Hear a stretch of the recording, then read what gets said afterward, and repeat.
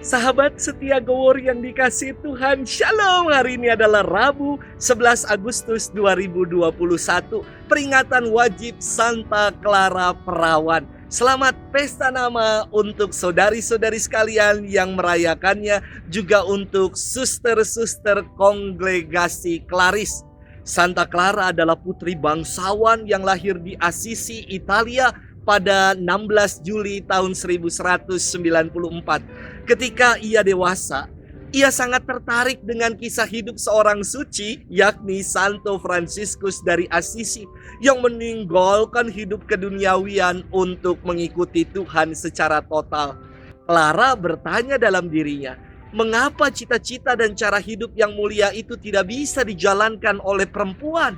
Melalui bimbingan rohani dengan Santo Fransiskus, Clara membulatkan tekadnya untuk bergabung dengan komunitas Fransiskan di usianya yang ke-18. Dengan kesadaran bebas, ia meninggalkan kastil megah yang menjadi rumahnya untuk berjalan menuju gereja Ratu Para Malaikat. Di gereja inilah Clara menerima jubah kasar yang menggantikan pakaiannya yang indah. Keluarganya datang menemui Clara dan membujuknya agar ia kembali pulang. Namun Clara menolak dengan tegas. Agnes, adik Santa Clara, malah mengikuti jejak sang kakak untuk membaktikan hidup bagi Tuhan. Suatu kali dikisahkan biara Santa Clara diserang oleh pasukan Raja Frederick II. Saat itu Clara sedang sakit. Ia lalu bergegas ke kapel dan mengambil monstran yang ditatahkan. Sungguh ajaib, tentara yang melihat monstran yang dibawa Santa Clara mundur secara teratur. Clara memimpin ordo yang dikenal dengan sebutan Ordo Suster-Suster Klaris selama 40 tahun. Ia dinyatakan kudus oleh Paus Alexander keempat. Hari ini kita akan bersama-sama merenungkan firman Tuhan yang diambil dari Injil Matius 18 ayat 15 sampai dengan 20. Mari kita siapkan hati kita. Haleluya, haleluya, haleluya.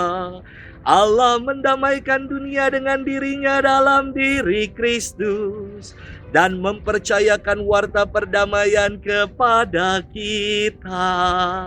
Haleluya, haleluya, haleluya. Tuhan bersamamu dan bersama rohmu.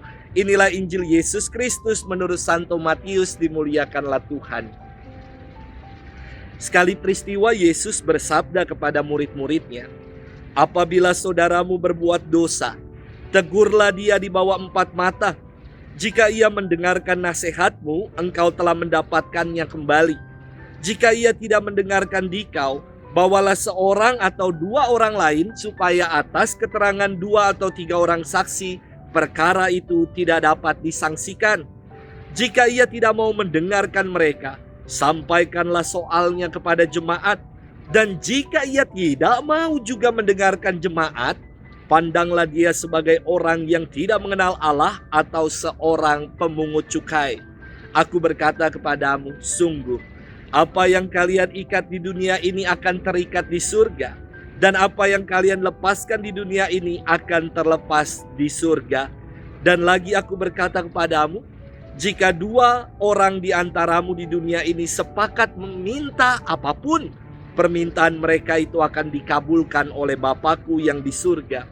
Sebab di mana ada 2 atau 3 orang berkumpul demi namaku, aku hadir di tengah-tengah mereka. Demikianlah Injil Tuhan. Terpujilah Kristus. Sahabat setia Gowor yang dikasih Tuhan, Shalom, salam sehat untuk kita semua. Hari ini libur yang digeser, libur yang tertunda. Ada sebuah pendekatan yang namanya appreciative inquiry. Pendekatan ini digunakan dalam analisis pastoral untuk menelaah karya-karya pastoral agar tepat sasaran.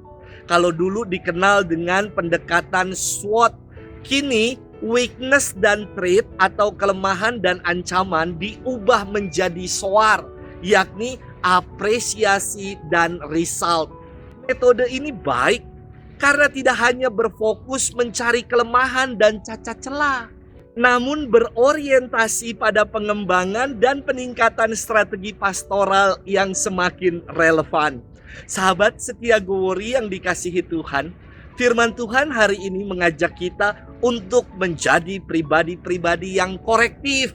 Kata korektif berasal dari kata Inggris correct, artinya benar. Pribadi yang korektif adalah pribadi yang benar dan mengerti membedakan mana yang baik dengan mana yang salah. Pribadi yang korektif senantiasa menuntun yang salah pada kebenaran dan menempatkan diri secara tepat. Yesus bersabda, apabila saudaramu berbuat dosa, tegurlah dia di bawah 4 mata. Jelas sekali maknanya. Menjadi pribadi yang korektif berarti menuntun mereka yang jatuh dalam dosa pada kebenaran tanpa menghakiminya. Mengkoreksi tidak sama dengan menghakimi. Mengkoreksi bermaksud untuk mengingatkan, memberitahukan, tanpa menyudutkan dan mengadili orang lain. Yesus kembali melanjutkan, jika ia mendengar nasihatmu, engkau telah mendapatkannya kembali. Inilah buah dari mengkoreksi tanpa menghakimi orang, tanpa kata-kata yang menyakiti dan menyinggung perasaan orang lain.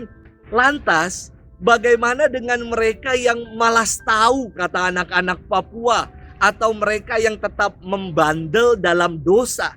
Yesus berkata, pandanglah dia sebagai orang yang tidak mengenal Allah atau seorang pemungut cukai. Maksudnya apa? Mereka adalah orang yang berkeras hati, mereka adalah orang-orang yang degil, menutup hati mereka untuk mengikuti kebenaran. Sahabat setia Gowori yang dikasihi Tuhan, firman Tuhan adalah terang dan penuntun bagi kita.